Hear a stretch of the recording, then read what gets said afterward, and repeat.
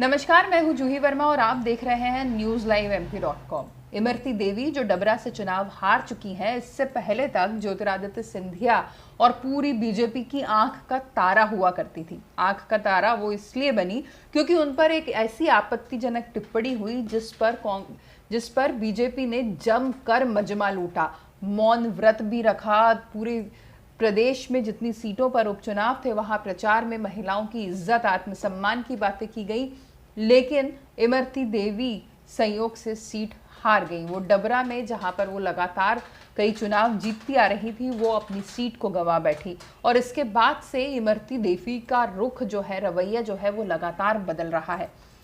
फिलहाल ऐंदल सिंह कंसाना कैबिनेट से इस्तीफा दे चुके हैं, पर इमरती देवी अभी भी कैबिनेट में बनी हुई है। इससे पहले भी इमरती देवी बार बार चुनाव प्रचार में कई तरह के बयानों के लिए मशहूर रही, जिसमें से एक बयान था कि हम सत्ता में हैं, कलेक्टर को जो बोलेंगे वो सीट हमारी झोली में आएगी। हम जो ज्योतिरादित्य सिंधिया हैं और शिवराज सिंह चौहान चाहते हैं कि इमरती देवी तो उप मुख्यमंत्री बने। और इसके बाद उनका एक और बयान काफ़ी हाईलाइट हुआ था, जब उन्होंने कहा था कि इमरती देवी हार भी गई तो भी मंत्री ही रहेगी। और शायद लगता है कि इस बयान को उन्होंने अपनी जिद बना लिया है, क्योंकि वो हार चुकी हैं, इसके बावजूद इस्तीफा देने के लिए तैयार नहीं है। वैसे जब तक उनको 6 महीने पूरे नहीं होते बिना किसी चुनाव जीते मंत्रिमंडल में रहने के, तब तक वो कैबिनेट में रह सकती हैं। पर प्रेजेंट सिनेरियो देखते हुए ज्योतिरादित्य सिंधिया और शिवराज सिंह चौहान उन्हें मनाने की कोशिश कर रहे हैं कि वो खुद इस्तीफा दे दें।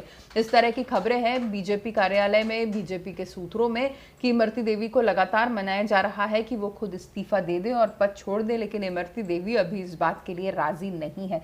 बार बार समझाइश के बाद जिन महाराज के एक इशारे पर वो एक सत्ताधारी दल को छोड़कर आ गई, विधायक के पद को छोड़कर आ गई, मंत्री के पद को छोड़कर आ गई, सरकार गिरा दी और उसके बाद दोबारा चुनाव लड़ा, उन महाराज के बार बार कहने पर भी इमरती देवी पद छोड़ने को तैयार नहीं है, ऐसी खबरें हैं। तो जाहिर तौर पर अब देखना ये है कि कब तक शिवराज और सिंधिया बहुत शांति से काम लेते हैं और इमरती देवी को उनके जिद के अनुसार काम करने देते हैं। पद तो उनका जाना ही है, खुद नहीं गया तो नियम अनुसार वो खुद ही पद से हट जाएंगी।